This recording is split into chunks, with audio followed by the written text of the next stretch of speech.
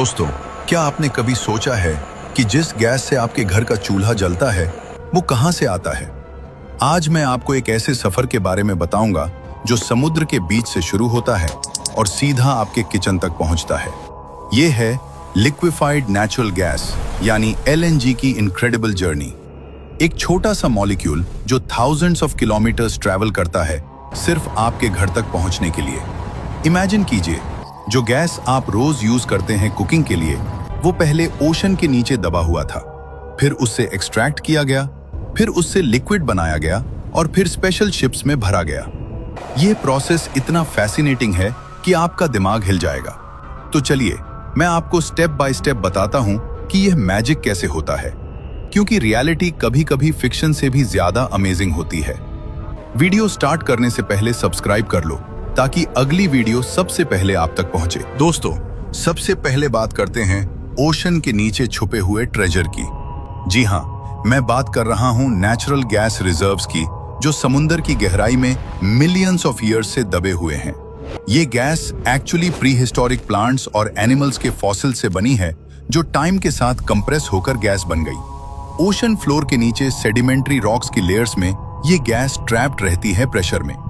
Scientist special equipment use करते हैं under water Sarves के लिए, ताकि पता चल सके कि गैस कहां है। सीस्मिक वेव्स भेजे जाते हैं ओशन फ्लोर में, जो गैस रिजर्व्स की लोकेशन डिटेक्ट कर देते हैं। यह प्रोसेस बिल्कुल ट्रेजर हंटिंग की तरह है, बस यह ट्रेजर अंडरग्राउंड है। मरीन जियोलॉजिस्ट्स ईयर्स तक रिसर्च करते हैं बेस्ट ड्रिलिंग स्पॉट्स फाइंड करने के लिए। ओशन में गैस रिजर्व्स यूजुअली 1000 से 4000 मीटर्स की डेप्थ में मिलते हैं। टेक्नोलॉजी की मदद से हम एक्यूरेटली प्रिडिक्ट कर सकते हैं कि कितनी गैस है किसी पर्टिकुलर एरिया में। अब भाई, जब लोकेशन पता चल जाए कि गैस कहाँ है, तो असली चैलेंज है उसे निकालना, और ये काम होता है ड्रिलिंग से। समुंदर के ऊपर एक बहुत बड़ा प्लेटफॉर्म खड़ा किया जाता है। इसे ऑफशोर ड्रिलिंग प्लेटफॉर्म कहते हैं, और ये स्ट्रक्चर इतना बड़ा होता है कि उसमें हंड्रेड्स ऑफ वर्कर्स रहते हैं, खाते हैं, सोते हैं और काम करते हैं।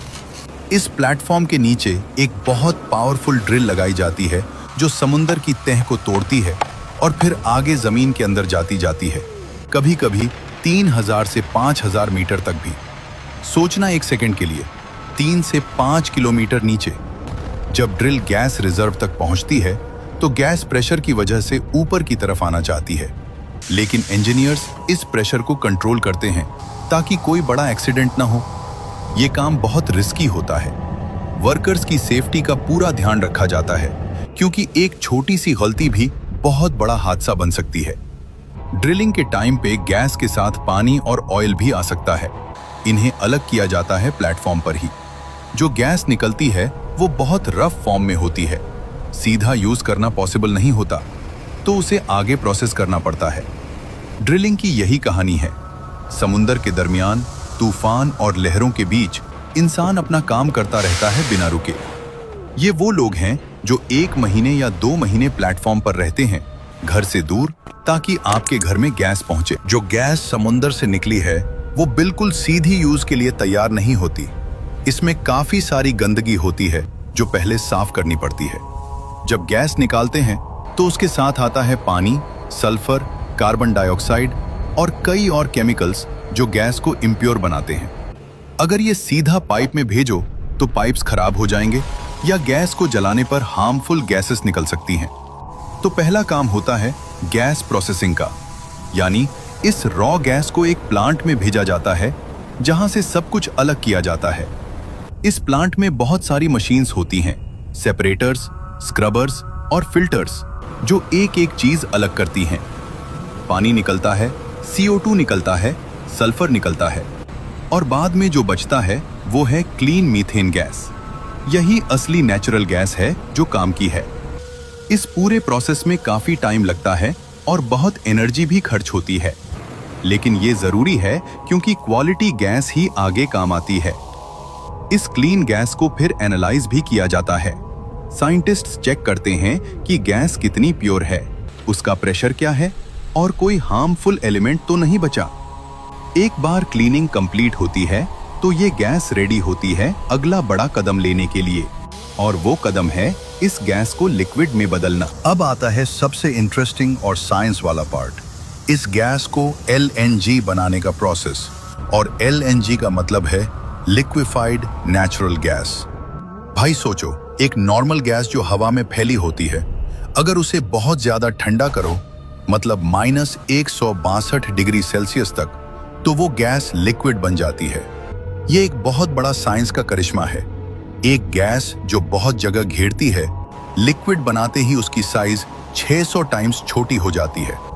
मतलब जो गैस एक बड़ा फुटबॉल ग्राउंड भर सकती थी, वो अब एक छोटी सी टंकी में आ जाती है।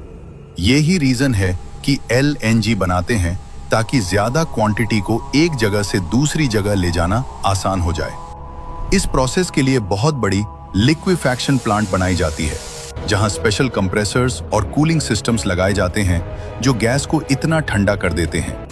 ये पूरा प्लांट एक मिनी सिटी की तरह होता है। हजारों लोग काम करते हैं वहां। जब गैस लिक्विड बन जाती है तो उसका रंग हल्का सा ट्रांसपेरेंट होता है और ये बहुत ही ठंडा होता है। इतना ठंडा कि अगर इसे हाथ लगाओ तो हाथ जल जाएगा। एक्चुअली ये इतना एक्सट्रीम टेम्परेचर है कि मेटल भी कुछ सेकंड्स में डैमेज हो सकती है। इसलिए LNG को स्टोर करने और ट्रांसपोर्ट करने के लिए स्पेशल इंसुलेटेड कंटेनर्स यूज किए जाते हैं जो इसे ठंडा रख सकें। ये लिक्विफैक्शन प्लांट अक्सर वहां होती है जहां गैस निकाली जाती है, ताकि सीधा LNG बना के शिप करो। अब गैस लिक्विड बन गई। अब इसकी जर्नी का सबसे एडवेंचरस हिस्सा शुरू होता है। गैस लिक्विड बन चुकी है और अब इसे एक देश से दूसरे देश तक ले जाना है, और इसके लिए यूज होती हैं LNG कैरियर शिप्स। ये सिर्फ और सिर्फ LNG ढोने के लिए स्पेशली डिजाइन की गई जायंट शिप्स होती हैं। सबसे पहले होता है लोडिंग का काम। LNG को एक स्पेशल लोडिंग टर्मिनल पर बड़े इंसुलेटेड पाइप्स के जरिए -162 डिग्री के साथ सीधा शिप के अंदर डाला जाता है, और ये काम 12 से 24 घंटे तक चलता है, क्योंकि इतने ठंडे लिक्विड को बहुत स्लोली ट्रांसफर करना पड़ता है। जब शिप पूरी लोड हो जाती है तो क्रू हर चीज चेक करता है। प्रेशर, टेम्परेचर, लीकेज सब ग्रीन होने के बाद ही शिप पोर्ट छोड़ती है। समुंदर में भी काम बंद नहीं होता। क्रू 24 घंटे कंट्रोल रूम से हर टैंक को मॉनिटर करता रहता है पूरे सफर में। कतर से इंडिया तक का ये सफर लगभग 7 से 10 दिन का होता है, और जब शिप अपनी मंजिल के पोर्ट पर पहुंचती है, तब जाकर ये LNG का समुंदर वाला हिस्सा खत्म होता है और अगला सफर शुरू होता है। ये शिप्स इतनी महंगी होती हैं, एक शिप की कीमत $200 मिलियन से ज्यादा होती है।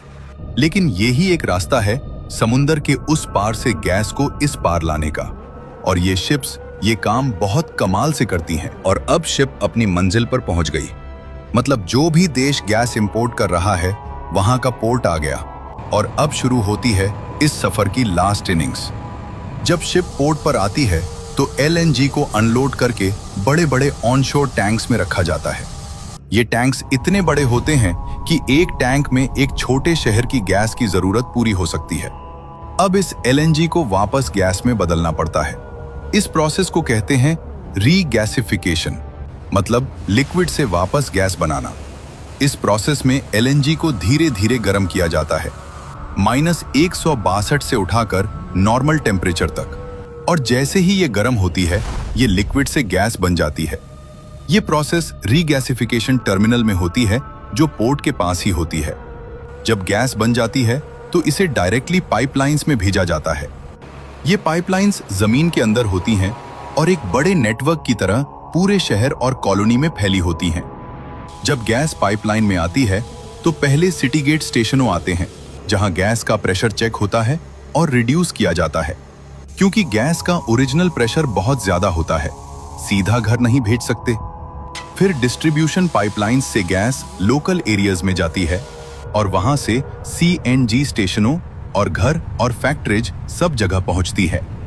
और जब तुम अपने घर का चूल्हा जलाते हो, गैस की जो ब्लू फ्लेम निकलती है, वो ही है उस समुंदर की गहराई की गैस जो इतना लंबा सफर करके आपके पास आई है। ये कोई छोटी बात नहीं है। इस एक काम के लिए हजारों engineers, scientist, workers, ship crew और पाइपलाइन वर्कर्स दिन रात काम करते हैं।